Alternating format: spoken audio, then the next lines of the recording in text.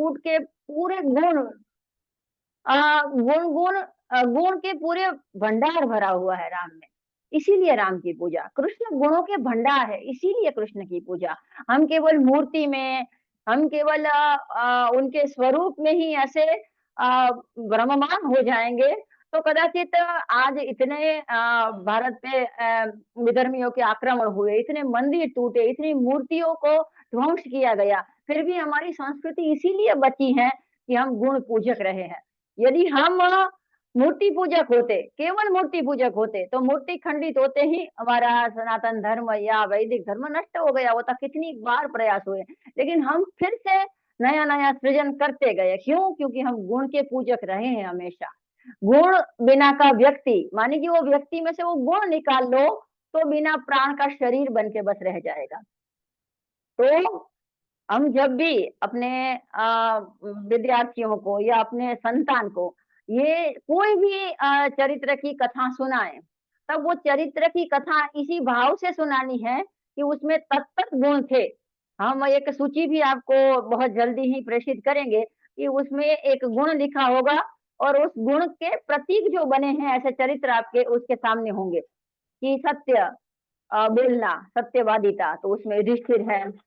हाँ, माता पिता की भक्ति, माता पिता की सेवा, तो उसमें श्रवण है, भगवान रामचंद्र है। तो इस प्रकार से हम बालकों को जब भी कथा सुनाए तब गुण का महत्व खास बताए, तत्त गुण का महत्व प्रथम बताए, बाद में उस गुण के चरित्र का गड़ी में नहीं जाने, तो उस चरित्र का महत्व समझाए। तो ये कथा का पहला बात है। उसी तरह कथा हम जी सुनाते हैं वो कोई ना कोई गुण को प्रदर्शित करने वाली हो, केवल मनोरंजनात्मक ना हो। और बहुत छोटे आयु के बच्चे हैं तो बात अलग है।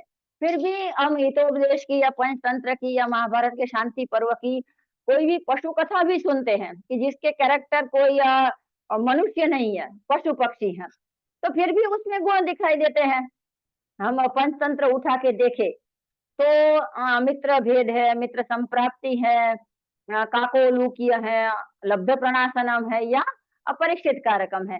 पांचों के पांचों तंत्र में जितनी भी पशु कथाएं आती है, यानी कि जितनी भी ऐसी कथाएं आती है कि जिनके चरित्र या पात्र मनुष्य न होते हुए पशु पक्षी या जीव जंतु हैं, तो उसमें भी गुणों की बात है कि हमें कौन से गुण हमारे अंदर लाने हैं और कौन से दुर्गुण से बचना है। हमें अपने अंदर कौन से गुण लाने, सद्गुण लाने हैं और कौन से दुर्गुणों से बचना है। गुण प्राप्ति और दोष परिहार, ये कथा के मुख्य उद्देश्य हमने देखे थे जब शिविर में आए थे। तो अब हम पुनः गीत पे आते हैं। तो ये गीत इसीलिए लिखा गया है कि जो भी पढ़ा रहा है उसके सामने ये स्पष्ट होना चाहिए कि हम पढ़ा रहे हैं वो हमारे लिए आनंद का विषय बने। हम पढ़ा क्यों रहे हैं? क्योंकि पढ़ाने में हमें आनंद आता है। इसीलिए नहीं कि भाई अब चलो अब ये लघु गुरुकुलम शुरू कर दिया है तो जाना पड़ेगा, क्या करे, अब बुखार है तो भी भाई छोड़ तो नहीं सकते हैं। अंदर से ही एक भाव हो तभी आरंभ करे, क्योंकि आचार्य, शिक्षक, अध्यापक, गुरु ये ये जिस उत्साह से पढ़ाता है तभी उसका उसका कुछ प्रतिशत उत्साह आप अपने छात्र में, शिष्य में, अपने विद्यार्थी में डाल सकेंगे। यदि हमारे में ही उत्साह नहीं होगा तो बच्चे हमारी बात को सुनेंगे लेकिन ग्रहण नहीं करेंगे। तो हम उसी उत्साह से प्रथम सीखे और बाद में हम बच्चों के सामने वो विषय को प्रस्तुत करें। मैं भी इतना पढ़ चुकी हूँ भूतकाल में, फिर भी मैं बच्चों को कुछ नया पढ़ाने जाती हूँ तो मैं पहले गृह कार्य करती हूँ अपना, माने कि रात में जब भी मुझे समय मिलता है तब मैं पहले पढ़ती हूँ। मैं अपना अभ्यास, मेरे तो छात्र ही कितने हैं, 15-16 छात्र हैं बस, फिर भी मैं एक अपने जो भी शंका होती है उसका निवारण पूछती हूँ गुरुजी से या किसी भी पुस्तक में से ढूंढती हूँ और बाद में ही मैं बच्चों का वर्ग लेती हूँ। तो हम भी यदि सप्ताह में एक ही बार है तो आपके पास तो बहुत समय है कि आप जो भी कथा सुना रहे हैं, जो भी आप खेल खिला रहे हैं उसके विषय में एकदम निशंक हो जाइए। कहानी में भी बीच बीच में रुकना ना पड़े, इस हिसाब से कहानी की तैयारी कीजिए।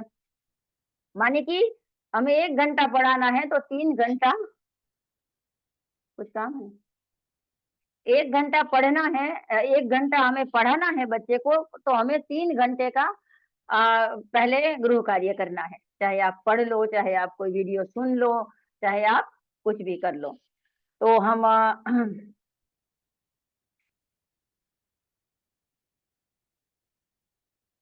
तो हम आगे बढ़ते हैं। 68 नंबर का पेज है, उसमें एक गीत है, तो मैं अभी गा रही हूँ, आप सुनिए, और उसी लय में आप अपने विद्यार्थी मित्रों को भी सुना सकते हैं, और यदि बड़ी आयु के छात्र हैं आपके तो उसको आप सुना सकते हैं। काम है बेटा, ठीक है, तो बैठ जाओ, बैठ के सुनिए।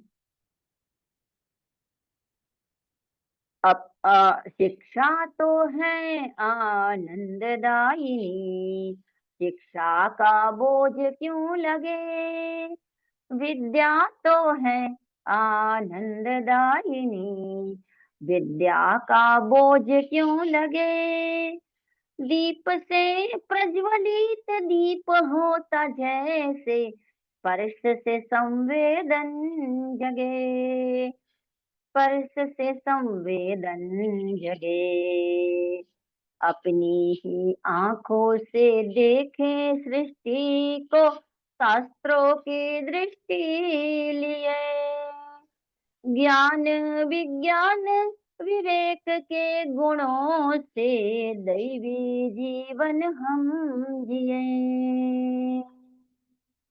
दैवी जीवन हम जिए। माता पिता गुरु जी के भक्त बने हम, माता पिता गुरु जी के भक्त बने हम, आचार्य के आराधक बने, दीप से प्रज्वलित दीप होता जैसे, स्पर्श से संवेदन जगे, स्पर्श से संवेदन जगे,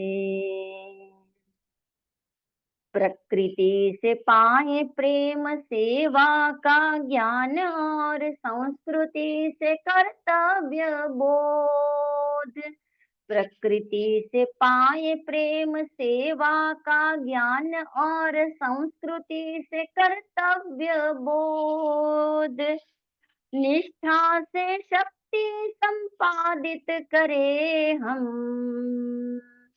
सहने को सारे प्रतिरोध, सहने को सारे प्रतिरोध, पीछे मुड़ के देखे भव्य अतीत को, पीछे मुड़ के देखे भव्य अतीत को, उज्जवल भावी को गढ़े, दीप से प्रज्वलित दीप होता जैसे, स्पर्श से संवेदन जगे, स्पर्श से संवेदन जगे, सुख की इच्छा पे विजयी होता है, सदा ही ज्ञान का आनंद, सुख की इच्छा पे विजयी होता है, सदा ही ज्ञान का आनंद, उड़ने की थकान का अनुभव करे क्या वो, पंछी जो पिंजड़े में बंद, पंछी जो पिंजड़े में बंद, मुक्त गगन में विहार हो जिसका, वही मुक्त गगन में विहार हो जिसका, वही साफल्य क्षितिज को छुए, दीप से प्रज्वलित दीप होता जैसे, स्पर्श से संवेदन जगे, स्पर्श से संवेदन जगे, स्पर्श से संवेदन जगे। तो ये गीत है, बहुत प्रेरणा रूप है ऐसे किशोर वय के छात्रों के लिए।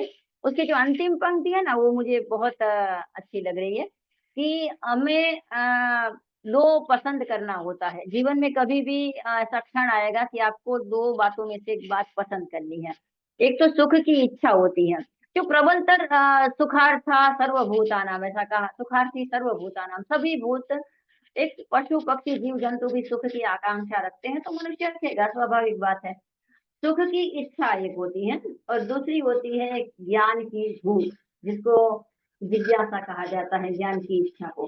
तो अब यदि हम मनुष्य हैं, हम पशु नहीं है, हम पक्षी नहीं है, हम कुछ अन्य जीव जंतु नहीं है, तो सुख की इच्छा पे हमेशा सदा ज्ञान के, ज्ञान का जो आनंद होता है उसका विजय होता है। क्यों? कि अब सुख है ना, स्थूल वस्तु है, सुविधा स्थूल है, सुविधा से जो प्राप्त होता है वो सुख भी स्थूल है। तो हम कोई भी समझ पाएगा कि अब सुविधा है तो सुख तो देगी, वो तो एकदम आमलक वस्तु है कि भाई दिख जाएगा तुरंत ही कि ऐसी चल रहा होगा, बढ़िया खाना होगा, रहने के लिए अच्छा निवास होगा, तो आज सुख मिलेगा। और बहुत बेटर लाइफ, आज की भाषा में जिसको बोले, तो वो अनुभव होगा। लेकिन इधर गुरुकुल में कोई आता है तो हमारा जो भवन देखता है, कभी गर्मी का मौसम हुआ और लाइट चली गई तो आकुल व्याकुल हो जाते हैं और पूछते हैं कि ऐसा होता है। मैंने कहा कि गर्मी के दिनों में तो कम, लेकिन बारिश के दिनों में तो बहुत लाइट चली जाती है, और बारिश की गर्मी तो उमस वाली गर्मी होती है। तो आप लोगों को कुछ होता नहीं है? मैंने कहा कि हम जब पढ़ने बैठते हैं ना, अधिकतर मैं तो जब भी पढ़ने बैठती हूँ, यानी कि रीडिंग करने या लर्न करने या कुछ भी पढ़ने बैठती हूँ, सीखने बैठती हूँ, तो मैं पंखा बंद ही रखती हूँ, क्योंकि वो पंखे की जो शोर होता है ना, आवाज, उससे व्यवधान होता है। तो अब पंखा चालू होगा तो सुख मिलेगा, कूलर चालू होगा तो सुख मिलेगा, एसी चालू होगा तो सुख मिलेगा। वो सुख है, प्रत्यक्ष देखा जा सकता है कि गर्मी में ठंडा पानी मिले, सर्दी के दिनों में कंबल मिले, बारिश में छाता मिले, अच्छे कपड़े मिले, अच्छा खाना मिले, तो सुख है। लेकिन जब ज्ञान प्राप्ति की एक भूख जग जाती है, हम बोलते हैं कि ऋषि मुनियों ने इतना त्याग किया, इतना तप किया, हमारे संतों ने, हमारी महिलाओं ने इतना समर्पण किया, तो उसके पीछे क्या उसका प्रेरक बल रहा होगा? क्या प्रेरक प्रेरक बल रहा होगा? वही, हाँ, जो हमें दिखाई नहीं देता है, जिसको दिखाया नहीं जा सकता है, वो जो आनंद होता है उसको दिखाया नहीं जा सकता है। हम कुछ पढ़ते हैं, पढ़ते पढ़ते पढ़ते कब रात के 12 बज जाते हैं, 1 बज जाता है, पता नहीं चलता, और फिर सुबह 5 बजे उठ के हम काम पे लग जाते हैं। और वो पढ़ने का जो आनंद होता है वो हम दिखा नहीं सकते हैं कि मुझे ये आनंद प्राप्त हुआ। तो अब वो सुख की इच्छा पे विजयी हो जाता है। तो बोलते हैं कि उदाहरण क्या दे इसके लिए? तो बहुत अच्छा उदाहरण सहज स्फुरण में आ गया, तो मैंने लिखा कि भाई, उड़ने की थकान का अनुभव करे क्या जो पंछी जो पिंजरे में बंद, पिंजरे में उसको बढ़िया बढ़िया खाना मिलता है। तोते को पिंजरे में रखा है तो तोते को झूला बहुत पसंद होता है, तो बड़ा सा पिंजरा होता है, उसमें झूला रख देते हैं, जो पक्षी को पिंजरों में रखते हैं, तो उसको बढ़िया खाना दिया जाता है, उसको उसके लिए झूला रखा जाता है, उसको समय समय पे उसके साथ मनोरंजन बहलाया जाता है, उसका मन बहलाए इसलिए इस प्रकार की चेष्टाएं की जाती हैं। और वो पक्षी ऐसा मान ले कि मेरे लिए तो यही सुख है, क्योंकि खाना इधर, अब इधर बिल्ली का डर नहीं है, पिंजरे में है तो बिल्ली नहीं पकड़ पाएगी, कुत्ता नहीं पकड़ पाएगा, बारिश में भीगना नहीं पड़ेगा, ठंडी में ठिठुरना नहीं पड़ेगा, गर्मी में धूप में नहीं रहना पड़ेगा, पेड़ों की छांव नहीं ढूंढनी पड़ेगी, फल नहीं ढूंढने पड़ेंगे। तो इस प्रकार की सुविधाएं पक्षी को सब मिलती है पिंजरे में। और ये मान के यदि पिंजरा पक्षी मांगने लगे, तो क्या वो पक्षी रहेगा? फिर वो पक्षी होगा, रहेगा? फिर उसके उसके पाप का क्या अर्थ रह जाएगा? उसी तरह हमारे अंदर प्रचुर मात्रा में ईश्वर ने शक्ति छोड़ी है, प्रचुर मात्रा में। हम चाहे उतना पढ़ सकते हैं। बहुत जिज्ञासुओं का प्रश्न होता है, बहुत माताओं बहनों का खास ये प्रश्न होता है कि क्या पढ़े। और ये सूची पत्र तो आपने बहुत बड़ा भेज दिया। हाँ, थोड़ी देर पहले से बहुत लोगों ने मांगा था कि आप सूची पत्र में से चयन करके कुछ पुस्तक छांट के हमें दीजिए, क्योंकि हमें पता नहीं चलता सूची पत्र से कौन सी मंगाए कौन सी ना मंगाए। और क्षमता ज्यादा मंगवा रही तो घर में जगह घेरेगी। पैसों की तो इतनी कमी नहीं है हम सबके पास, लेकिन जगह की कमी है, ये तो मैं अनुभव से बोलती हूँ कि जगह की स्थान की कमी हमारे पास है, समय की कमी हमारे पास है। तो अब पुस्तक ज्यादा आ गए तो कहाँ रखेंगे, कब पढ़ेंगे इसको, इतना समय तो है नहीं, तो खामखा रखने से क्या लाभ है। तो मैंने एक संक्षिप्त सूची भेजी थी कोईदास भाई को, कदाचित वो उन्होंने आपको भेज दी होगी, नहीं भेज दी होगी तो भेज देंगे। इस पे शेयर तो की है, अभी रखी है।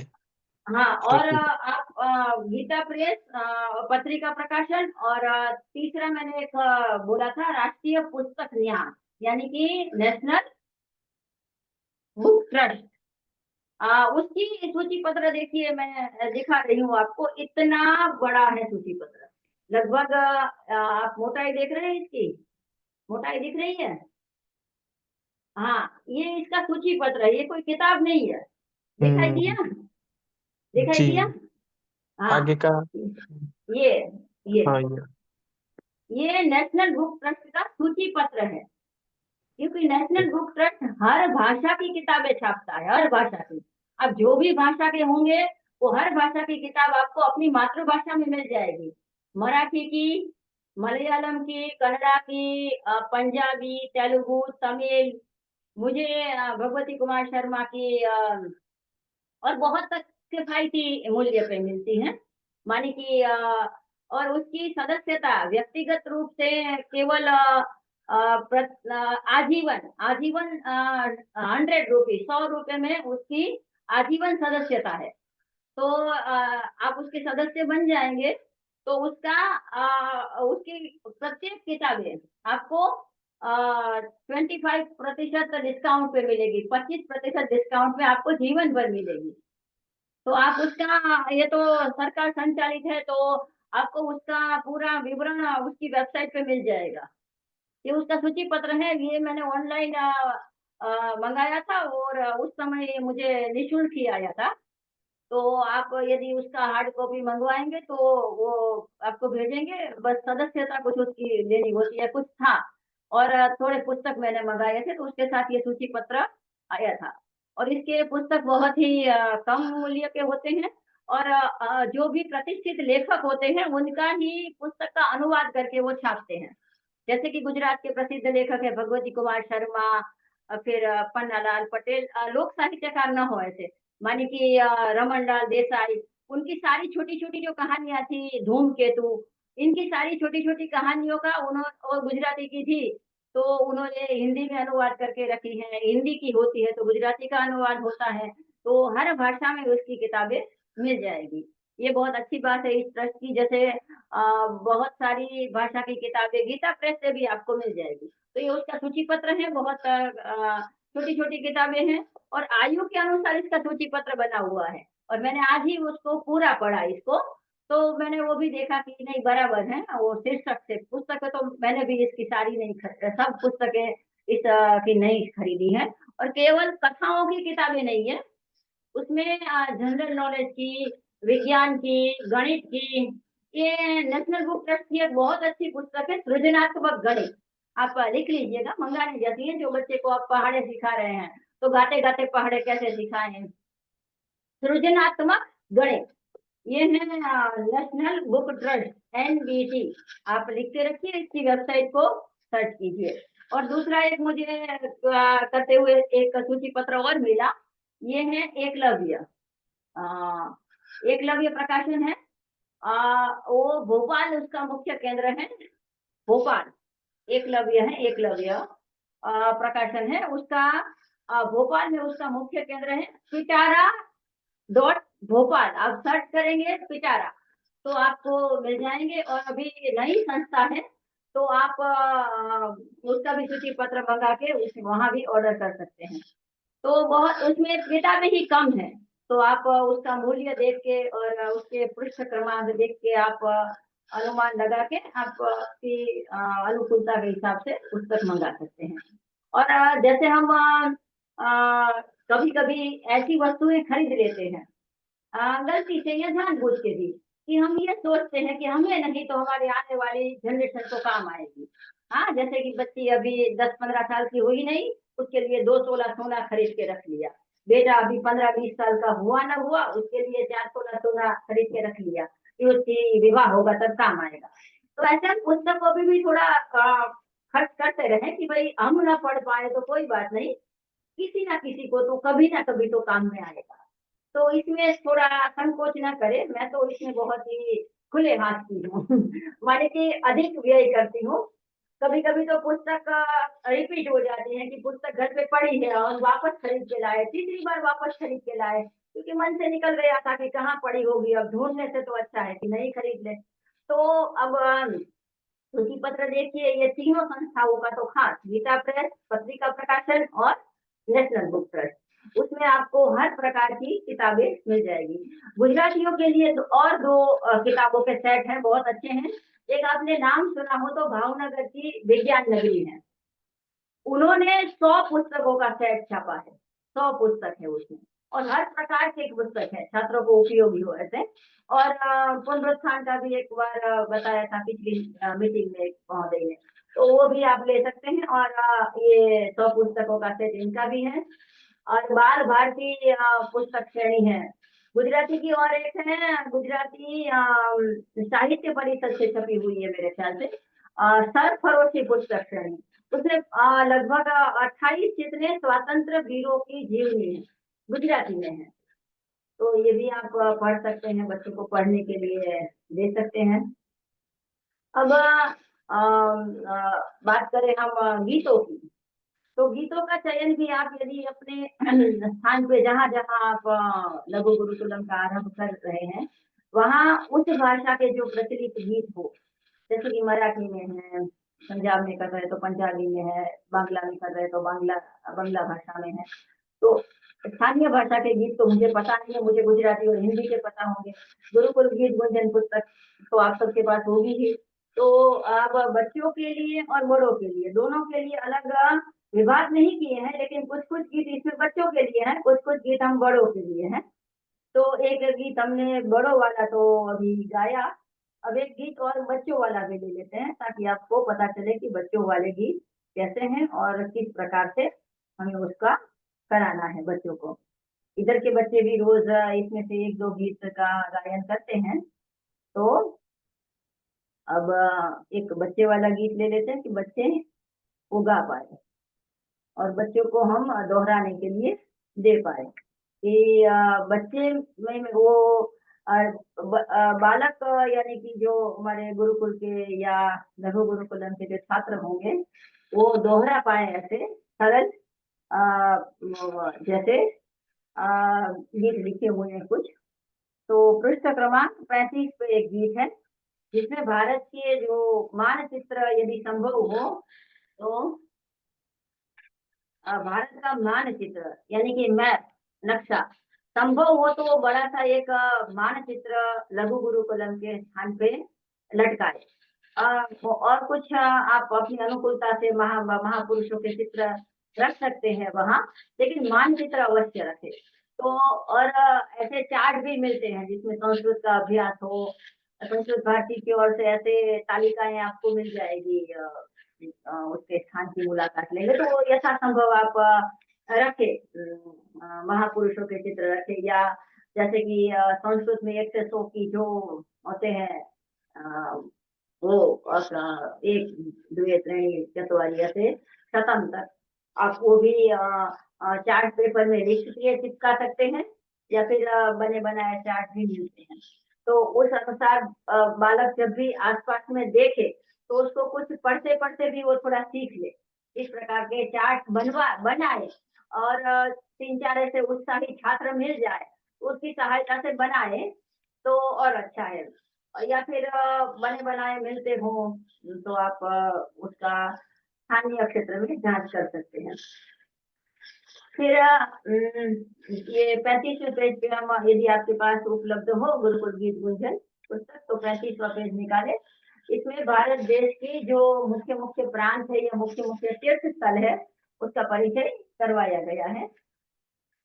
तो उसमें है मैं गाती हूँ, आप सुनिए और इस अनुसार आप अपने संस्कार अपने लघु गुरुकुलम के वर्ग में बच्चों को दोहरा सकते हैं, बच्चों के साथ बच्चों को सुना सकते हैं। अपना भारत देश सुंदर और विशाल, गुजरात बंगाल है बाहें उसकी, हिमालय उसका भार।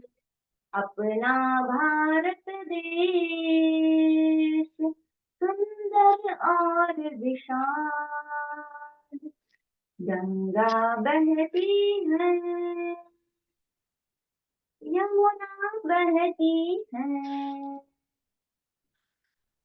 कई पवित्र नदियां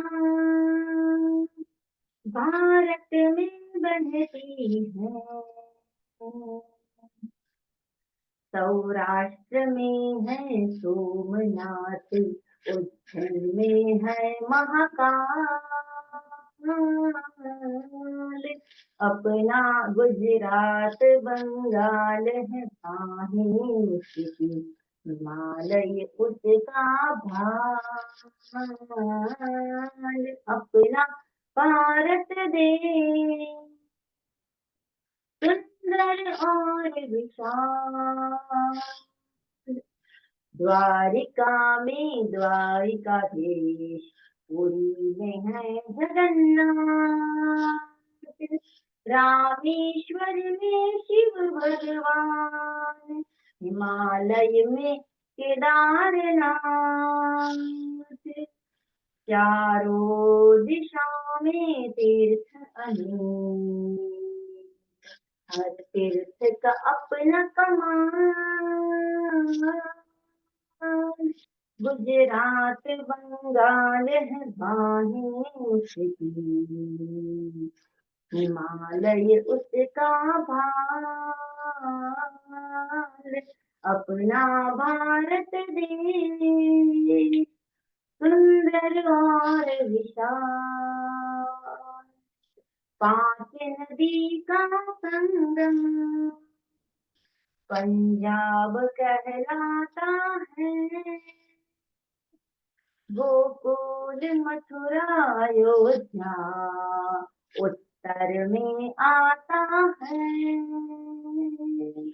हर प्रांत की विविध कलाएं,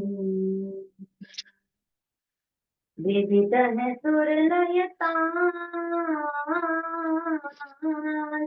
अब वही गुजरात बंगाल है बाहें उसकी, हिमालय उसका भार। अपना भारत देश सुंदर और विशाल, हम सब भारतवासी अनेक फिर भी एक, हिल मिल के रहे कभी, बन के सदा ही नेक। सबको सब हो चुकी यह चाहूं मैं, रहे वतन खुशहाल। गुजरात बंगाल है बाहें जिसकी, हिमालय उसका भार। अपना भारत देश सुंदर और विशाल, गुजरात बंगाल है बाहें उसकी, हिमालय उसका भार। अपना भारत देश। ऐसे धीरे धीरे करके हम कभी हमारी ये सत्र होगा तब हम इसके और भी गीतों के राग वगैरह सीखते रहेंगे। बहुत सारे गीत हैं, अन्य मुझे कोई मिलते जाएंगे, वैसे हम उसका भी करते जाएंगे। अब कहानी में तो आप पहले जब कोई भी कहानी पढ़ते हो, कोई भी कहानी जब आप पढ़ते हैं तब आपको पढ़ते वक्त वो कहानी में इतना आनंद नहीं आता।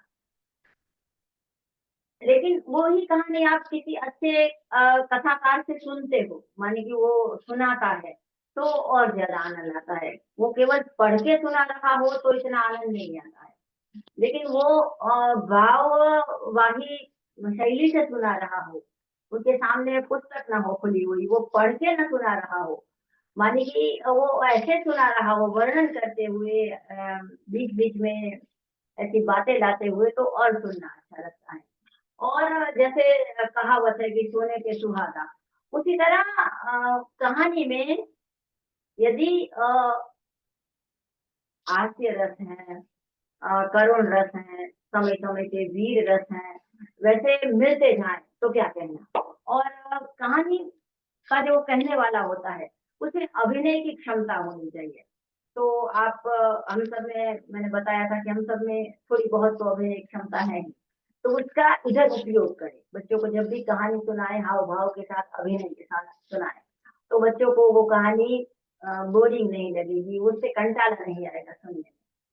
दूसरा, कहानी कोई भी आप बता रहे हो तो उसका जो लिखित कहानी होती है, कोई भी पुस्तक की आप ले लो, लिखित कहानी संस्कृत में ही होगी।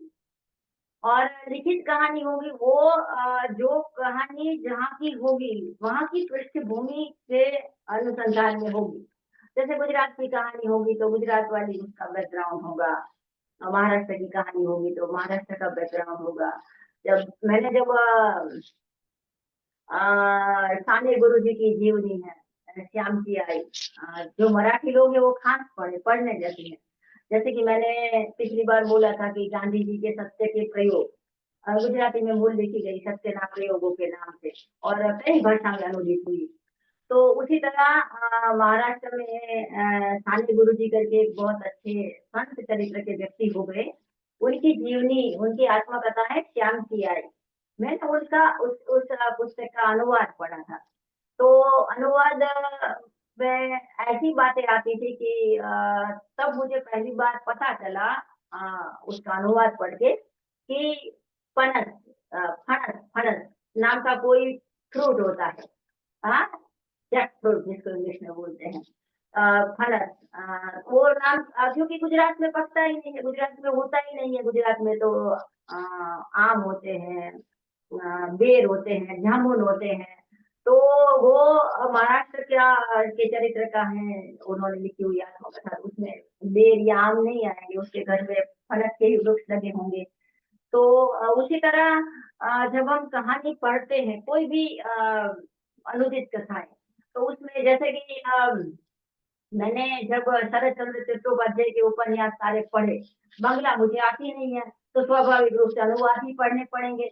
तो अनुवाद पढ़े तब जाके पता चला कि वहाँ जैसे हर घर में हमारे जो बड़ा घर होता है जिनके पास, वो थोड़े बहुत पौधे में कड़ी पत्ता लगा लिया, या हरा धनिया लगा लिया, या मेथी लगा ली, या थोड़ी लौकी की सब्जी उगा ली, वैसे सब्जी लगाते हैं। वहाँ हर घर में प्रायः छोटे छोटे तालाब होते हैं। हमें पता है वो कौन सी सब्जी ज्यादा खाते हैं, वो जल के फूल की सब्जी ज्यादा खाते हैं। तो पुकुर होते हैं और उसको पुकुर कहा जाता है।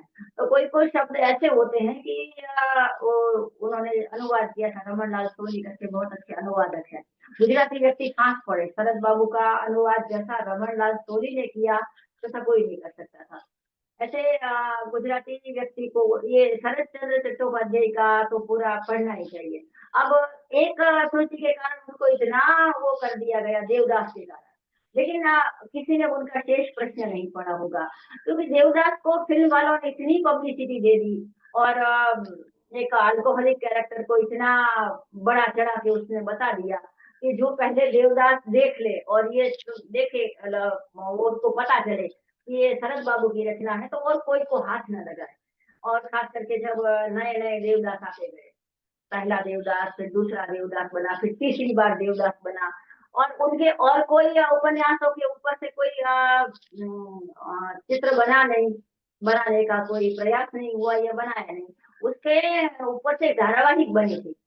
एक श्रीकांत करके उनका बहुत प्रचलित उपन्यास है, श्रीकांत है, शेष प्रश्न है, चरित्रहीन है, बहुत सारे हैं। रविन्द्रनाथ टैगोर रविन्द्रनाथ ठाकुर, ताराचंद्र बंदोपाध्याय, उनका एक बहुत अच्छा पुस्तक है आरोग्य निकेतन, वो भी पढ़ने जैसा है। खास करके आयुर्वेद आप सीखना चाहते हो तो उसमें आयुर्वेद की भी बहुत सारी बातें आती हैं।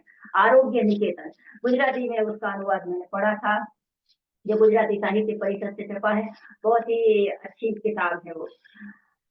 फिर हिंदी साहित्य तो विस्तृत है ही इतना, बंगला भी इतना विस्तृत साहित्य है। गुजरात में तो बहुत सारे मूर्धन्य ऐसे लेखक हो गए, पन्नालाल पटेल हैं, गोवर्धन राम माधव राम त्रिपाठी हैं, धूमकेतु है। यदि आप छोटी कहानी पढ़ना चाहते हैं, उपन्यास पढ़ने में, मानी नॉवल कथा, नॉवेल पढ़ने में समय है, न कंटाला आता है, समय नहीं है या मजा नहीं आता है, तो धूमकेतु की कहानियां पढ़िए।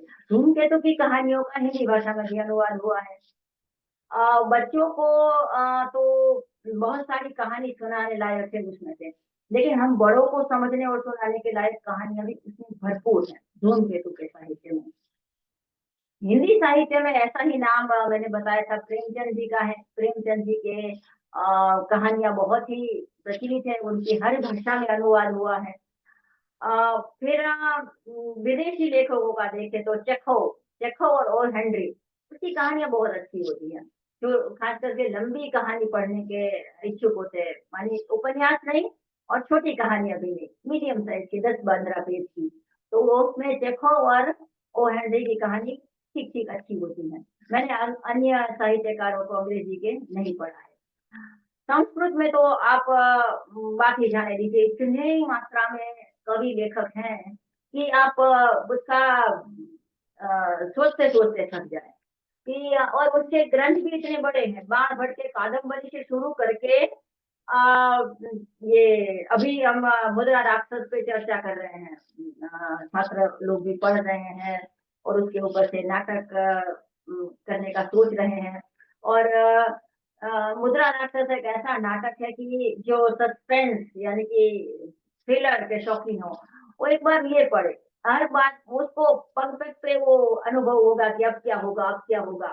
तो ये मुद्रा राक्षस का जो 7 अंक है ना, 7 अंक का ये जो नाटक है, बहुत पढ़ने जैसा है। यदि आप संस्कृत नहीं जानते हैं तो उसका अनुवाद पढ़े, विशाख दत्त का है। एक भी स्त्री पात्र नहीं है, नटी नायिका है ही नहीं, फिर भी वो नाटक इतना रोचक और इतने वर्षों से वो इतना साहित्य प्रेमियों के लिए वो एक बहुत रस का विषय बना हुआ है। मुद्रा राक्षस नाम है विशाख दत्त का। फिर कालिदास तो है ही, तो कालिदास की जो सातों की सातों रचनाएं हैं, वो सातों की सातों रचनाएं पढ़ने जैसी। उसमें अभिज्ञान शाकुंतलम के विषय में तो ऐसा कहा जाता था कि जर्मन कवि गटे ने इसका अनुवाद पढ़ लिया, उसको संस्कृत तो आती नहीं थी, तो गटे ने इसका अनुवाद पढ़ लिया इंग्लिश में, और वो जर्मन कवि अपने सर पे लेके नाचा अभिज्ञान शाकुंतलम कि वह ऐसी कृति विश्व में नहीं हो सकती है। कालिदास के विषय में तो ये भी कहा गया कि पूरा कविना गणना समये कनिष्ठिकाधिष्ठित कालिदास अद्यापि तत्तुल्य कवेर अभावात् अनामिका सार्थवती बभूव।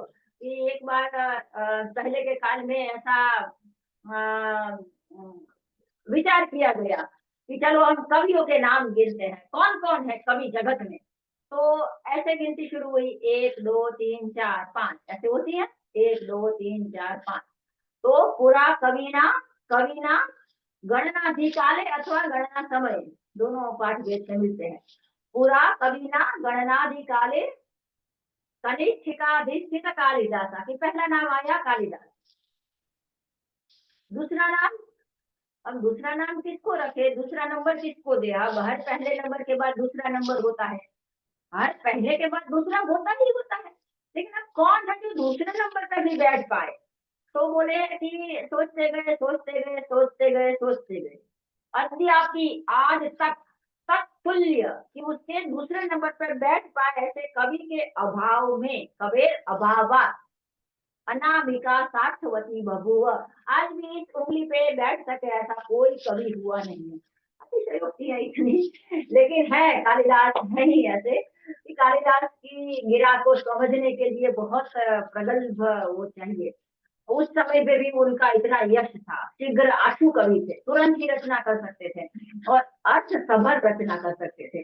तुरंत ही रचना कर सकना और वो भी अर्थसभर रचना कर सकना, क्षण में कर सकना, ये सारी विशिष्ट उपलब्धियां हैं। वो माता काली की कृपा के बिना हो नहीं सकती, ऐसा मुझे लगता है। इसीलिए कालिदास का कितना भी पुरुषार्थ हम देख ले, इतिहास में किंवदंती तो यही है कि कालिदास मूर्ख थे। कालिदास फिर काली माता की उपासना की और कालिदास मूर्ख थे, मूर्ख शिरोमणि थे, विद्वान शिरोमणि बन गए और काली माता की कृपा से ही ये हुआ, इसीलिए उन्होंने अपना नाम भी कालिदास धारण कर लिया। कालिदास के जीवन की भी इतनी कथाएं मिलती हैं। कालिदास और दंडी के शास्त्रार्थ की कथाएं, कालिदास और धनंजय कवि के विवाद की कथाएं, कालिदास और भोज की कथाएं, इसके इसके अनुसंधान का भी एक ग्रंथ मिला, भोज प्रबंध। उसका गुजराती में वो गुजराती का एक पब्लिकेशन है अहमदाबाद का, सस्तु साहित्य। उसमें भी बाल भोग्य कथाएं की बहुत अच्छी पुस्तकें आपको बहुत न्यूनतम मूल्य पर मिल जाएगी। गुजराती लोग खास नोट कर ले, सस्तु साहित्य मुद्रण ट्रस्ट। अहमदाबाद में रहते हैं आप या अहमदाबाद जाना आना होता है तो भद्रक में और भी शॉपिंग हो जाएगी और सस्ता साहित्य के मेन उसका जो कार्यालय है उसकी मुलाकात अवश्य लीजिएगा। बहुत छोटा सा कार्यालय है, बहुत बड़ा प्रकाशन नहीं है, लेकिन फिर भी उसकी जो किताबें होती है बहुत अच्छी होती हैं और बहुत किफायती मूल्य पे होती है, गुजराती लोग खास पढ़े। तो उसमें वहां से छापी गई थी भोज प्रबंध। अब वो आउट ऑफ प्रिंट ना हो चुकी हो तो, क्योंकि अब बोले कि ऐसी कहानी कोई लेता नहीं है, इसीलिए हम छापते नहीं है। लोग क्या खरीदते हैं पता है? व्रत कथाएं, किसी मृतक के पीछे बांटने के लिए गीताएं ज्यादातर, या फिर विष्णु सहस्त्र नाम है कि प्रतिदिन उसका पाठ हो पाए। भोज प्रबंध जिसमें ऐसी अनेक कहानियां हैं, आपको कवि बनने की प्रेरणा मिल जाए, ऐसी अनेक दास्तान, ऐसी कहानियां, इतनी रोचक कथाएं हैं। कल्हण का काव्य है भोज प्रबंध, कल्हण ऋषि, कल्हण कवि का। तो उसने लिखा है, कालिदास और भोज दोनों के वो समकालीन थे।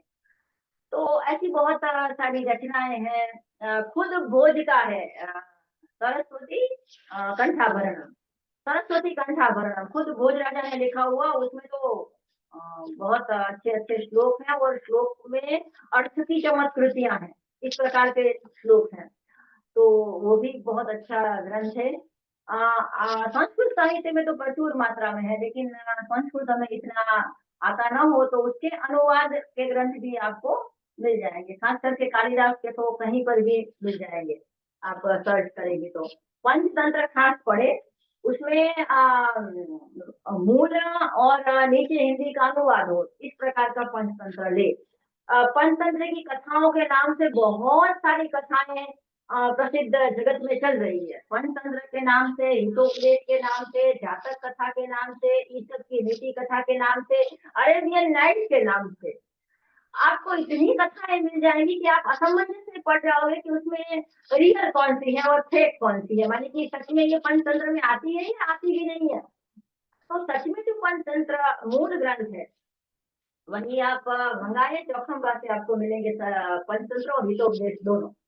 तो वो मूल ग्रंथ के अंदर ही एक एक ग्रंथ में कुल प्रायः 80-85 के आसपास एक ग्रंथ में से ही आपको कथा मिल जाएगी सुभाषित के साथ। तो बच्चों के लिए सुभाषित भी ढूंढने की जरूरत नहीं पड़ेगी। उसी तरह चाणक्य नीति के सुभाषित है, उसका संपुट हमारे पास प्रिंटेड होगा तो मैं उसका पीडीएफ भिजवा दूंगी। तो चाणक्य नीति के जो बाल भोग्य श्लोक है, जो उसमें से आप बच्चों को वो उसको पारायण करके सिखा सकते हैं। तो इस प्रकार से खास करके श्लोक प्रति सप्ताह 5 नए श्लोक ऐसे दोहराने को उसको दीजिए। आप बोले जैसे कि मैं बोलती हूँ, श्लोक सरल हो, सुबोध हो, उसका अर्थ सुगम हो, ऐसा हो आप स्वयं भी उसको सुनने पे जान पाए। जैसे कि हस्तस्य भूषणं दानम्, श्रोत्रं कंठस्य भूषणम्, हस्तस्य भूषणं दानम्, श्रोत्रस्य हस्तस्य भूषणं दानम्, सत्यं कंठस्य भूषणम् श्रोत्रस्य भूषणं शास्त्रम् भूषणै किं प्रयोजनम्। माने कि हाथ का आभूषण दान है, सत्य है वो कंठ का आभूषण है, शास्त्र है वो कर्ण का आभूषण है, कान का आभूषण है, तो अन्य कोई आभूषणों की आवश्यकता क्या है। एक प्रकार के सरल अर्थ वाले जो होते हैं सुभाषित, उसको पारायण करके ऐसे, जैसे कि हम ये कंतरा बोले, बाद में वो बोले अयम निजा परो वेत्ति, तो बच्चे फिर दोहराएंगे अयम निजा परो वेत्ति गणाना लघु चेतसा उदार चरितानां तु वसुधैव कुटुम्बकम्।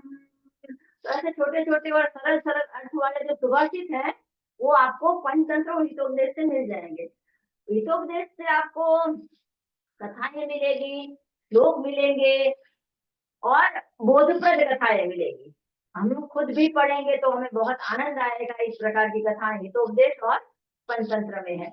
आगे 3 रचनाएं ऐसी हैं जिसका कोई कर्ता नहीं मिलता है। बोलो, इतनी अच्छी रचनाओं का कर्ता अज्ञात है। मैंने बहुत ग्रंथ पढ़े हैं कि उसका कोई कर्ता मिल जाए, लेकिन अब लोक कथा और संस्कृत में है, संस्कृत में तो फिर लोक कथा में गई है। मैंने तो पहले गुजराती की लोक कथा स्वरूप में पढ़े वो तीनों ग्रंथ, फिर मैंने तो सोचा कि गुजरात, मैं जब छोटी थी तब मैंने पढ़े थे, तो मेरे दादाजी ने लाके दी थी कहानी की किताब, तो मैंने पढ़ रही थी। मैं रात के 10 साढ़े 10 बजे थे, बारिश के दिन चल रहे थे और लाइट चली गई और बाकी सब तो अपना अपना काम देखते देखते सो गए थे। लेकिन मुझे वो किताब पढ़ने में इतनी रुचि आई, इतनी रुचि आई, समझ लो मेरी आयु उस समय 10-12 साल की होगी। मुझे अब इतना स्मरण भी नहीं है कि मैं किस आयु की थी। 10 से 12 से अधिक की तो थी ही नहीं। तो मोमबत्ती के प्रकाश में मैंने वो पढ़ा, मुझे आज भी याद है। और पढ़ते पढ़ते अचानक आंख बंद हो गई तो मेरे आगे के बाल जल गए, मोमबत्ती के ऊपर मेरा सर जाके टकराया। तो इतना रस पड़ा कि किताब छोड़ ना पाई जब तक वो पूरी नहीं हुई। और वो कथा का स्रोत कहाँ से आया वो हमें पता नहीं है, लेकिन वो कथा है बहुत रोचक। वो तीनों ऐसी है, वो तीनों के कर्ता अज्ञात है और वो तीनों के ऊपर से इतनी प्राकृत भाषा में, माने की गुजराती में, मराठी में, हिंदी में इतनी सारी पुस्तकें छप गई हैं कि अब आप वो तीनों नाम में लूंगी तो दो से तो पूरे अवगत होंगे। तो पहला है सिंहासन सिंहासन द्वातेंशी का, यानी कि 32 पुतलियों की कथाएं। हाँ, भोज राजा खुदाई करवाते हैं तो एक सिंहासन निकलता है जिससे 32 पुतलियों के शिल्प अंकित होते हैं, और जब वो उसका साफ सफाई करके बैठने जाते हैं तब एक पुतली खड़ी होती है और बोलती है इस पे कौन बैठ सकता है, हे भोजराज तुझे पता है कि तेरी योग्यता है इसमें बैठने की, ये सिंहासन किसका है तुझे पता है, ये पर दुख भंजन विक्रमादित्य का सिंहासन है। हाँ, और विक्रमादित्य कैसे है तुम्हें पता है। ऐसा कह के वो पुतली कथा सुनाती है विक्रमादित्य के जीवन की और बोलती है कि तुझ में ऐसी योग्यता है तो तू बैठना। तो वो बोलते हैं ये तो सब अंधश्रद्धा होती है, पुतली ये बोल रही है, वो पुतली वो सिंहासन छोड़ के उड़ जाती है। फिर दूसरे दिन वो बैठने जाता है शुभ मुहूर्त देख के, तो दूसरी पुतली वो खड़ी होती है और बोलती है कि ये सिंहासन किसका है तुझे पता है। तो ये जो बार बार की जो पुनरावृत्ति होती है ना, तो मैं जब संस्कार केंद्र ले रही थी तो मैंने 5-7 कथा सुनाए, तो मैंने बोला कि आज हम 5वीं पुतली भद्रावती की कथा सुनेंगे। तो बच्चे बोलते हैं तुझे पता है ये किसका सिंहासन है। तो वो कथा में कुछ कुछ जो हम बोलते हैं ना कि कोई कोई हीरो जिसको हम बोलते हैं नायक फिल्मों के, उसके कुछ स्पेशल डायलॉग होते हैं, तेरा क्या होगा कालिया, या फिर ये हाथ मुझे दे दो। तो नायक खलनायक के जो भी स्पेशल डायलॉग होते हैं वो जितने फेमस हो जाते हैं, वैसे मेरा भी ये डायलॉग बहुत फेमस हो गया था कि है राजा भोज क्या तुझे पता है। तो इस अंदाज से बोलता है कि जैसे वो पुतली है वो उसको चुनौती दे रही है कि है राजा भोज क्या तुझ में ऐसे गुण है कि तो सिंहासन पर बैठने के लिए उद्युक्त हुआ है। तो ये कहानी का मैं वो हर पुतली शब्द बदल बदल के वाक्य वाक्य वही बोलती है। शब्द बदल जाते हैं। देखो एक बार में वो बोलता है कि तू इस सिंहासन पर बैठने के लिए सन्नद्ध हुआ है, तू इस सिंहासन पर बैठने के लिए उद्युक्त हुआ है, क्या तुझ में ऐसी पात्रता है? तो पात्रता शब्द बदल बदल के बात वही बोल रही है। लेकिन इतनी रोचकता से बच्चे कहानी सुनते हैं 3232 पुतली की, और जिसके नाम से हमारा संवत बना। हाँ, आज हम सब ईसा की वर्ष से ही जानते हैं। किसी को पूछो भी कि कौन सा वर्ष चल रहा है, तो आराम से एक तपाक से सब बोल देंगे 2024। लेकिन आप पूछो कि विक्रम संवत कौन सा, महावीर संवत कौन सा, हमें संवत भी संवत पता नहीं, हमें विक्रम संवत पता नहीं, युधिष्ठिर संवत और हमारे कली संवत की तो आप बात ही जाने दीजिए। हमें युगाब्द पता नहीं है, युगाब्द तो बहुत दूर की बात है, विक्रम संवत तक पता नहीं होता ही है। ठीक है, तो बच्चों को ये भी पहले बताएं कि हम इस विक्रम संवत नाम का जो हमारा संवत है वो विक्रमादित्य की कथा सुनने जा रहे हैं। तो एक ये पुस्तक है, कौन सा, सिंहासन सिंहासन द्वादशी का। वो मैंने भी संस्कृत भाषा में बहुत थोड़ा पढ़ पाई क्योंकि मेरे पास फिर समय नहीं था, और हिंदी में मैंने पढ़ा 32 पुस्तक की कथा, उसका अनुवाद पूरा, गुजराती में तो बहुत वर्ष पूर्व पढ़ा था, संस्कृत में भी पढ़ा लेकिन पूरा नहीं पढ़ पाई। अब पढ़ने का प्रयास करूंगी। और दूसरा है वेताल पट्टी थी। हाँ, ये भी, इसका कर्ता भी अज्ञात है, पता नहीं कि ये किसने लिखी है, लेकिन प्रसिद्ध इतनी है। हाँ, वेताल पट्टी थी जिसको बोलते हैं वेताल पंचविंशति। हाँ, पंचविंशति मानी कि 25 कथाएं उसमें है विक्रम और वेताल की। तो उसमें भी विक्रम राजा का महिमा मंडन करती हुई अनेक कथाएं हैं। और अंत में बहुत कम प्रचलित है शुक्ल सप्तती। शुक्ल सप्तती एक ऐसी कथा है कि एक मूल कथा उसकी ऐसी है कि एक वणिक होता है, वो अपनी पत्नी को घर पे अकेले छोड़ के विदेश कमाने जाता है। उसका घर का एक पालतू तोता होता है जो बोल सकता है। तो वो युवा थी, पूरे घर में अकेली थी, अनेक दास दासियां थे, भोग जीवन इतना समृद्ध था, सुख सुविधा के साधन इतने संपन्न थे, तो वो अकेली अकेली कंटाल जाती है। तो सोचती है कि दास दासी इतने सारे हैं, युवा है, तो वो बार बार ऐसा सोचती है कि मेरे पति मेरे पास होते तो कितना अच्छा होता, और इससे वो व्याकुल हो रही है। और उसके विरह की व्याकुलता से वो पथ भ्रष्ट होने के मार्ग पे है। मन की वो बहुत उसको संभाला नहीं गया, तो वो व्यभिचारिणी हो जाए ऐसी संभावना शुक को दिखती है। शुक मानी वो तोते को। तो वो अपनी मालकिन का मन बहलाने के लिए, अपनी स्वामिनी का मन बहलाने के लिए और कथा सुनाता है। लेकिन हर कथा ऐसी है कि जिसमें पतिव्रता धर्म का महत्व बताया गया हो। ये बच्चों को सुनाने योग्य नहीं है, लेकिन हमें सुनने योग्य है, और खास करके महिलाओं को।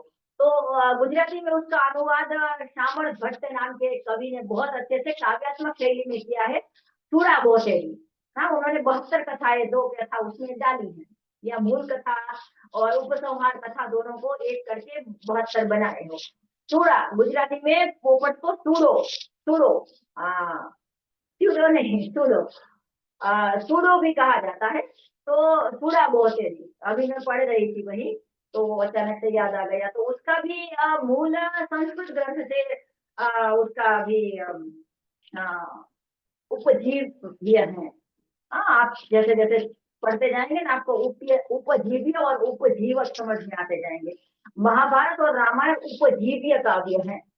ऐसा कहीं पे भी आप पढ़ो ना, तो उसका अर्थ ये होगा कि महाभारत और रामायण में से अनेक कथा ग्रंथ, अनेक काव्य ग्रंथ, अनेक अनेक आख्यान ग्रंथ रचे जा चुके हैं और रचते रहेंगे भविष्य में।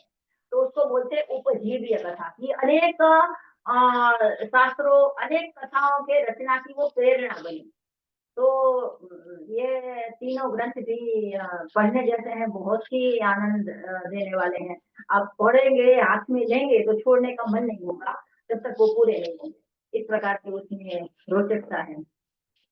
बुद्ध की जातक कथाएं भी पढ़ने जैसी हैं। उसमें भी ऐसे बोधदायक कथाएं हैं, बुद्ध की जातक कथाएं। और प्रत्येक जन्म में बुद्ध कौन से रोल में होते हैं, कोई कोई जन्म में बुद्ध कोई व्यापारी के रोल में है, कोई कोई जन्म में बुद्ध कोई खरगोश के रूप में है, तो बुद्ध जातक चिंतन करके मैंने पढ़ा था, बहुत वर्ष हो गए उसको भी। तो जातक कथाएं भी बहुत प्रसिद्ध हैं। इस प्रकार से कहानी का एक अपना पूरा अलग ही विश्व है।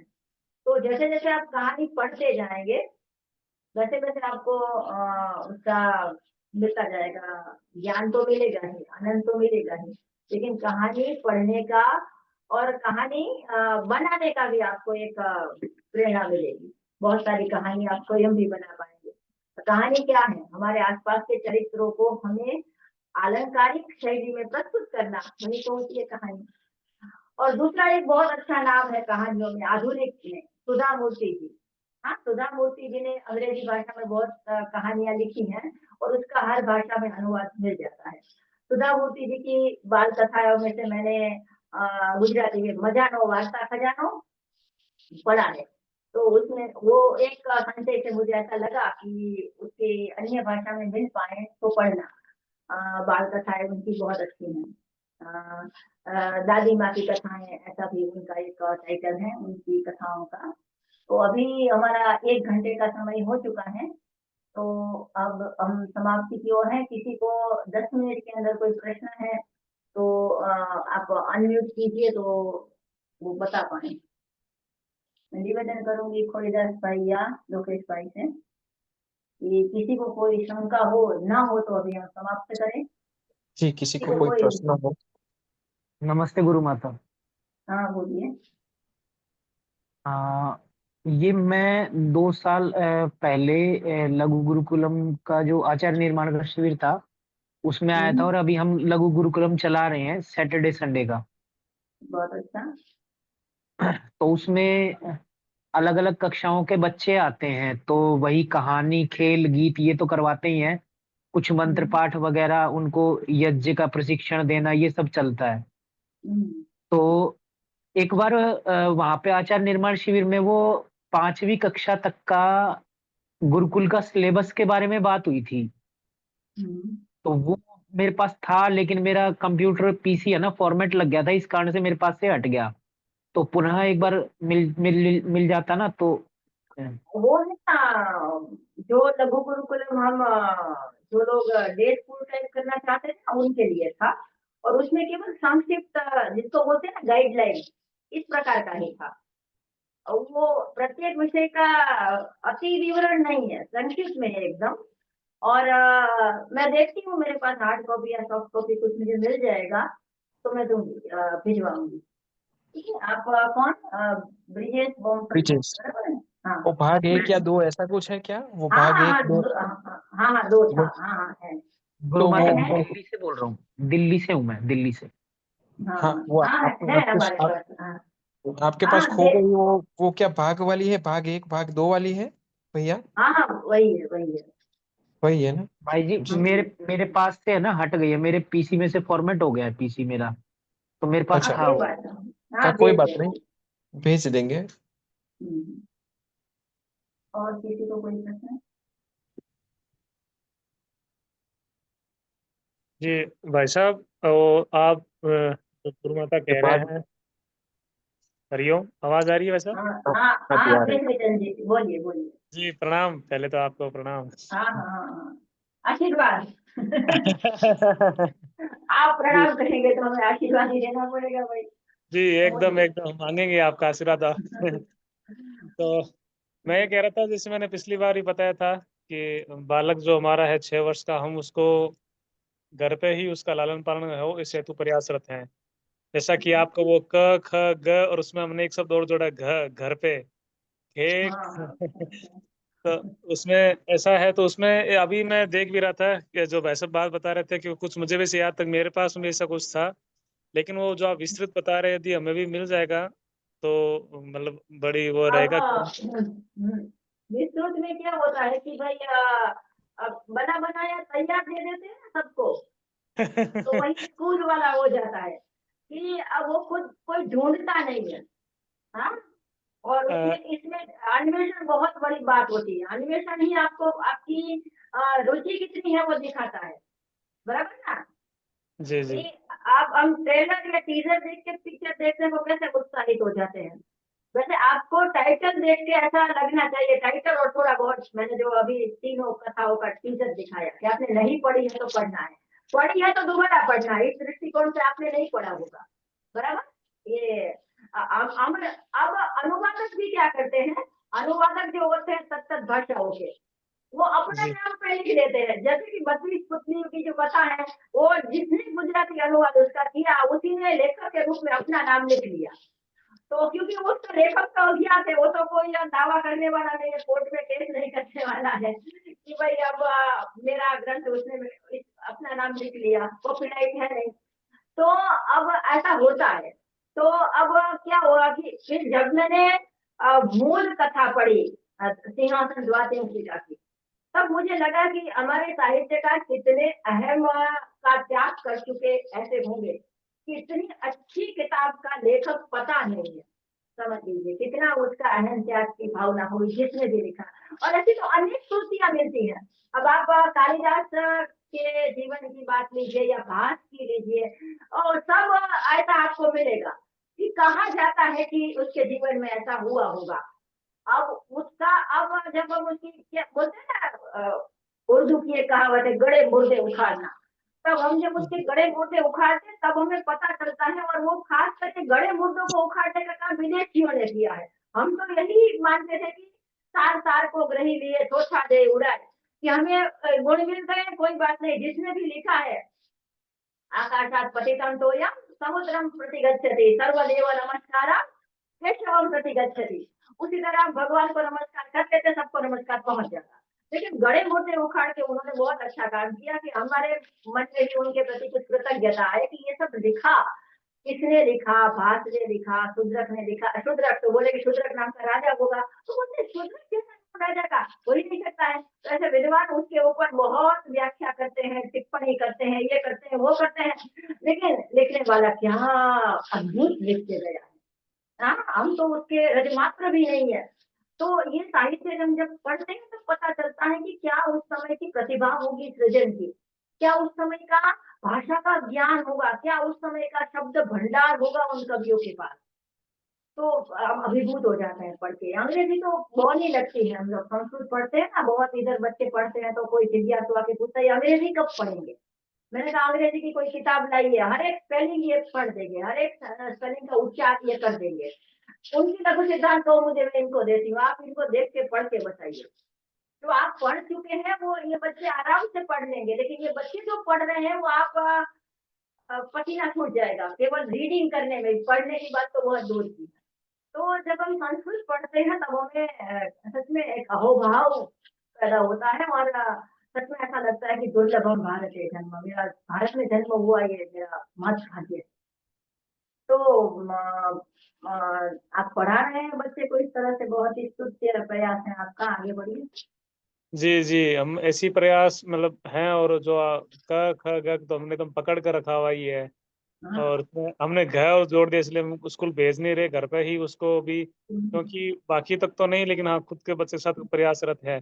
एक मुझे एक जो आपने पिछली बार भी बताया था कि कहानियों को लेकर, तो इसमें जैसे 6.5-7 वर्ष का बालक जो है उसमें आपने कुछ रस का भी बताया, मतलब मैं अभी भी सुन रहा हूँ, और आपने जो वहाँ थे तभी आप बताया करते थे कि 6 रसों को लेकर मतलब उस समय भी, तो वो थोड़ा सा एक बार अगले बार थोड़ा प्रकाश मतलब हमें बताएंगे कि भाई इस आयु के हिसाब से ये रहे तो बढ़िया रहे, तो एक वो भी एक निवेदन था। कितने लोग हैं? अगली बार बताएं क्योंकि अभी समय हो चुका है, तो इसलिए। हाँ, अभी समय हो चुका है, अगली बार हाँ जी बताएंगे जी कि किस आयु में कौन से रसों का रस की कहानी बालकों को सुनाएंगे। जी जी कम आयु के बच्चे को अधिकतर हास्य रस और वीर रस में बहुत आनंद आता है। वीर रस की कहानी हो ना तो वो ऐसे ऐसे खड़े हो जाते हैं, क्योंकि वो नायक खुद नायक बन जाते हैं। हाँ, इधर भी हम बच्चे को सुनाते हैं ना, भीम की बात आती है तो एक फूक मारने पे उड़ जाए ऐसा बच्चा ऐसे खड़ा होकर ऐसे ऐसे करने लगता है कि हाँ मैं भीम बन जाऊंगा जल्दी। मैंने कहा तू पहले 2 में से 3 रोटी तो खाना सीख, बाद में तू भीम की बात करेगा। तो भीम का वो महाकार्यत्व, वो उसका विवरण जो है कई बच्चे ऐसे खड़े हो जाते हैं। बच्चों का पसंदीदा पात्र अर्जुन नहीं है, वो युवाओं का आदर्श होगा। बच्चों के तो और अनुमान है ऐसे कि हम हाथ में गला ऐसे उठाई है कि, और वो कथाकार हो ना वो भी खुद ऐसा बन जाए कि वो सामने कोई आए ना तो सच में उसे उसके हाथ में गला और सर छोड़ दूं तेरा तो ऐसे। और दिव्य पात्र है भीम का, घटोत्कच का, घटोत्कच की भी बहुत सारी कथाएं हैं। घटोत्कच का अभी ही बच्चे परसों 2-3 दिन पहले ही पूछ रहे थे कि बर्बरीक कौन था। मैंने कहा कि तुमने कहाँ से नाम सुन लिया उसका। उसने कहा नहीं आप बताइए बर्बरीक कौन था। देखो अब गुरुकुल में पढ़ाना है तो हमें इतना जनरल नॉलेज है, हमें महाभारत का इतना ज्ञान रखना है कि आप भूल जाओगे ये नहीं चलेगा। मैंने कहा कि मैं उसका बाद में बताऊंगी। तो बर्बरीक कौन था और बर्बरीक व्यास का संवाद क्या है। तो मैंने कहा कि तुमने कहाँ से पढ़ा ये बोला। तो उसने कहा कि मुझे बस उसके संदर्भ में जानना है कि बर्बरीक कौन था और उसका क्या हुआ था। तो उसको ऐसा ही भ्रम हो गया कि गुरु माता को पता नहीं है कि बर्बरीक कौन था। तो वो भी ऐसा सस्पेंस क्रिएट कर रहा है कि बर्बरीक कौन था। मैंने कहा कि बता रही हूँ मुझे याद तो करने दो। महाभारत के पात्र ही इतने हैं कि याद करने में ही पूरा थोड़ा डेटा निकालने में देर लगती है। मैंने कहा बर्बरीक भीम का पोता था। भीम से ज्यादा बलवान घटोत्कच था, घटोत्कच से ज्यादा बलवान बर्बरीक था, ऐसा कहा जाता है महाभारत में वर्णित है। तो हम अब भीम की कथा सुना रहे हैं, बच्चे एकदम हो गए ऐसा कि भीम से बलवान तो कोई हो ही नहीं सकता है। तब पटाखा फूटेगा जब घटोत्कच की एंट्री होगी महाभारत के युद्ध के मैदान में। अब महाभारत का युद्ध शुरू होने से पहले ही एक मीटिंग बैठी थी पांडवों की। पांडवों के महान सेनापतियों की एक मीटिंग बैठी है, जैसे हमारी बैठी है अभी ऑनलाइन। 17 वहां रखी है, बस 18 का पूरा नहीं 17 में से भी 14 हो गए। हाँ वहाँ 18 उत्साही सैन्य था, इधर 14 भी नहीं तो बैठी है। तो बर्बरीक अहंकार पूर्वक बोलता है कि आप सबकी चाचा ताऊ आपकी दादाजी, आप सब मेरे दादा लगते हैं। हाँ भीम दादा, तो युधिष्ठिर भी दादा हुए, अर्जुन भी दादा हुए, नकुल सहदेव भी दादा हुए, काका दादा। तो बोलते हाथ जोड़ के बोलता है कि आपको किसी को युद्ध करने की जरूरत नहीं है। कौरवों की 11 औक्षाणी सैन्य के लिए मैं एक पर्याप्त हूँ। हाँ और एक चमत्कार दिखाता है। सबसे प्राप्त की हुई विद्या थी, सबसे प्राप्त की हुआ बल था। तो अब क्या कहना उसका। तो उसने एक ऐसा तीर चलाया कि सबके मर्म पे जाके लगा, बस छू के आ गया। अब वो 11 की 11 औक्षणी सैन्य के ऊपर एक समयावच्छेद मानी कि एक ही समय पे सबके मर्म पे जाके वो लगा कि वो यदि उसने ऐसे मर्म पे वो छोड़ा होता तो सभी वहां खत्म हो गए। लेकिन उसको तो बस डेमो देना था ना, तो मर्म को छू के वो निकल गया। माने कि कुछ समय के लिए भीष्म समय सबको ऐसा लगा कि हम मर गए, माइनर हार्ट अटैक सबको आ गया। और भीम अर्जुन नकुल सहदेव युधिष्ठिर घटोत्कच ये सभी ये देख रहे थे। और कृष्ण भगवान को ये देख के ऐसा लगा कि ये बर्बरीक का नीरा अहंकार है। हाँ और अहंकार तो भगवान का आहार है। तो तुरंत ही भगवान श्री कृष्ण ने खड़े होकर अपना सुदर्शन चक्र निकाला और छेद कर दिया बर्बरीक का। और सब हतप्रभ से हो गए कि बर्बरीक का वध क्यों हुआ। तब आकाशवाणी हुई कि ये कोई स्थापित गंधर्व था, तो अब कृष्ण के हाथों उसको मुक्ति मिलनी थी, तो मिल गई। और ऐसे ही महाभारत का युद्ध बच्चों का खेल बन के रह जाता। हाँ बर्बरीक केवल एक संकल्प मात्र थे, कोई एटम बॉम्ब चलाता और सारे के सारे मर जाते तो क्या युद्ध का अर्थ रहता। न गीता मिलती न कोई और पर्व आते महाभारत में, बस साधु पीठों ने रखे। तो ये बर्बरीक की कथा है। बर्बरीक और व्यास का संवाद भी एक जगह मिलता है। तो ऐसे महाभारत ऐसे अनेक पात्रों से भरा हुआ ग्रंथ है कि आप एक एक पात्र को उठाते जाएंगे। अर्जुन को परास्त करने वाला उसका ही पुत्र बभ्रुवाहन है, उसका ही पुत्र इरावान है। अभिमन्यु तो है ही सबका आदर्श पात्र। तो ऐसे बहुत से पात्र हैं, ऐसा नहीं कि बस 5 पांडव हैं और इधर 2 कौरव जो प्रचलित नाम है दुर्योधन दुशासन या शकुनी बस है। इस पक्ष में देखो तो कृष्ण है, सात्यकी है। अब सात्यकी के नाम से भी बहुत लोग अवगत नहीं है, जिसका महाभारत के युद्ध में बहुत बड़ा रोल था। तो अब युद्ध कथा सबको रम्य होती है, तो खास करके किशोर वैसे और बालकों को तो ऐसी कथा सुनाओ जिससे उसका वीर रस जागृत हो जाए। और आज आवश्यकता है, आज हम सबका वीर रस बस वो फिल्मों के डिशुम डिशुम और एनिमल टाइप के मूवी में उसको ही वीर रस मानने लगे। वो वीर रस नहीं है, वो रौद्र रस है, वो भयानक रस है। वीरता तो उसे बोलते हैं कि जो कहा जाता है वीर को कि वो फौलाद जैसा हो, कि जो भावनाओं की ऊष्मा मिलते ही तुरंत पिघल जाए। ये वो अर्जुन वाली वीरता है कि भीष्म को देख के वो शिथिल हो जाता है और उसका भाव पक्ष प्रबल हो जाता है। वो वीरता है कि चरणों पे आने वाले शत्रु के सहोदर को भी क्षमा करके उसको शरणागति दे, ऐसी राम वाली वीरता है। ये वो वीरता है कि शिशुपाल का शिरच्छेद करके भी राज्य उसी के पुत्र को दिया जाए, ऐसी क्षमा करने वाले लोगों की ये वीरता है। वीरता का मारने काटने वाले हिटलरों की वीरता नहीं है, वो क्रूरता है। तो वीरता और क्रूरता के बीच का जो अंतर होता है ना, वो आजकल की जनरेशन को पता ही नहीं है। उसको ऐसा लगता है कि बस क्रूर बनो, डेंजर बनो, वही वीरता है। वीरता एक अलग ही तत्व होता है। और वो वीर रस की कहानी सुनाते समय यदि किशोर वय के छात्र है तो ये स्पष्टता कर देना आवश्यक होता है कि वीरता किसे कहेंगे। वीरता सच में एक बहुत बड़ा गुण है और क्रूरता सबसे बड़ा दुर्गुण है। जी कोई विक्रम जी हैं, विक्रांत जी, अभी एक बस प्रश्न लेके हम समाप्त करेंगे। आप अपने प्रश्न लिख रखिए, हम सप्ताह में, अगले सप्ताह में उसका करेंगे। कोई प्रश्न हो तो कोई एक व्यक्ति पूछ सकता है।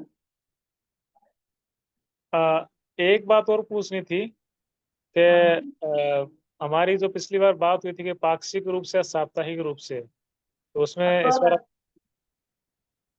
आप सबकी इच्छा पे। पिछली बार तो नवरात्रि थी, मेरा उपवास चलता है, तो थोड़ा ऐसा आराम रहे। इधर के जो छात्र होते हैं वो गरबा खेलते हैं, तो उससे भी व्यवधान होता और सबके उपवास अनुष्ठान इत्यादि होते हैं। मेरे ख्याल से साप्ताहिक रहे, लेकिन आप सबकी अनुकूलता न हो, इतनी ही संख्या इससे भी कम होती रहे तो पाक्षिक अच्छा है कि सबको 15 दिन में एक बार हो तो यदि समय निकाल पाए। सबका समय बहुत मूल्यवान है, मेरा तो इतना है नहीं।